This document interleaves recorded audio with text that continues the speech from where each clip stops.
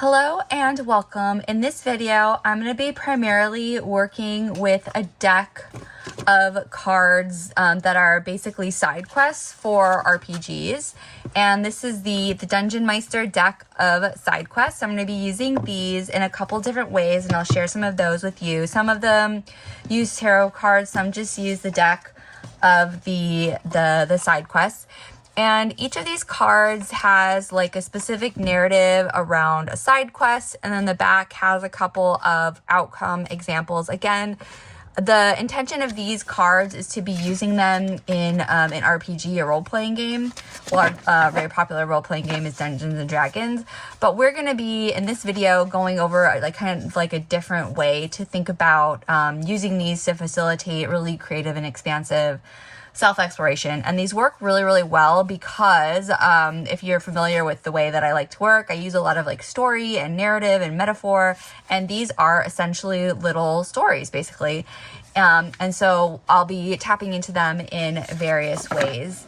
So the first one is kind of like a little bit of a personal side quest check-in. And this doesn't need to be super long. I like to keep my little reflections fairly short. So first is kind of just drawing a side quest, and I have the magical mishap, and then just reading it to yourself. And as you're reading it, imagining it as kind of like a symbolic situation, a metaphorical situation that reflects something that you've actually encountered in your own life. All right, and so kind of the way to do that is to kind of ask yourself, what does this scenario remind me of? What real life situation feels familiar to it?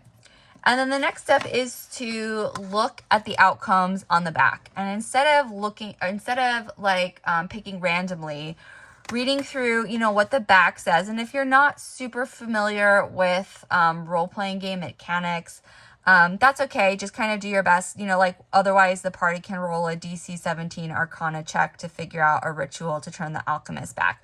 I mean, you could just think about that. Okay, well, that means something about, seeing if we're able to figure out, a ritual to blah, blah, blah, right?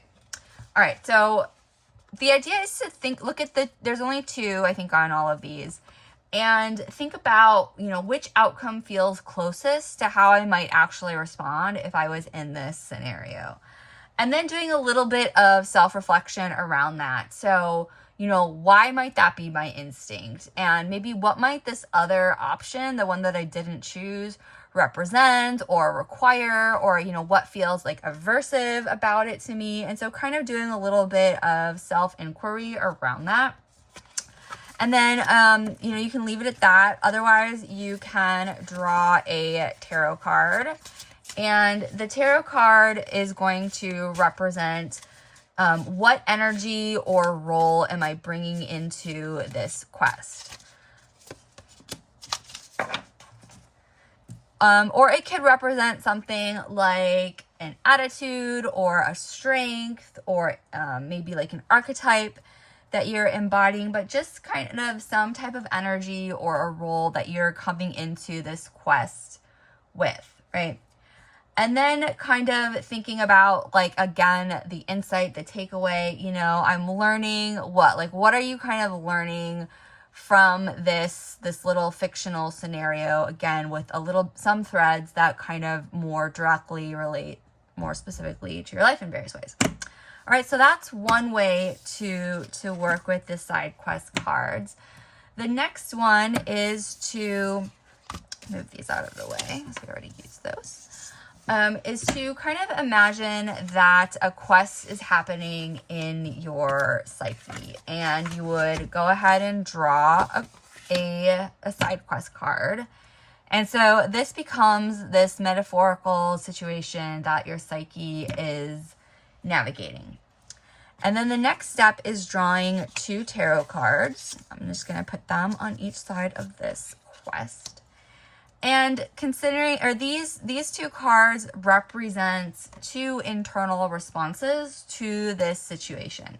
So they could represent like inner parts of self or inner roles. So, This one might be one that's more cautious. This one is more curious, more of an explorer type of role. And then doing a little bit of inquiry, like what does each part want? Maybe what is each part trying to protect or achieve? It's kind of understanding like what each part's motivations are, right? Almost as if they actually were part of like some role-playing game party that was like literally on this quest, right? You're kind of externalizing parts of self here. And then now looking at the different types of quest outcomes on the back of the card, and we're kind of reading through them. And then 3 ways to think about choosing the particular outcome. So one is, what outcome does this part of me want? What outcome does this part of me want? And then what part do I, the observing self, the one who like integrates all these different parts, choose, right? And so this is kind of a deeper process. There's like kind of 3 layers of awareness here, right? There's like an instinctive reaction, an alternative reaction, and then a conscious choice, a more intentional like choosing, right? And then kind of stepping back from that process and thinking about, okay, well, which part influenced my decision the most? Was that decision balanced? Was one of these parts kind of overridden? Right? And this is kind of like an integration step. So kind of just having some awareness of where your decision, what was really kind of behind your decision.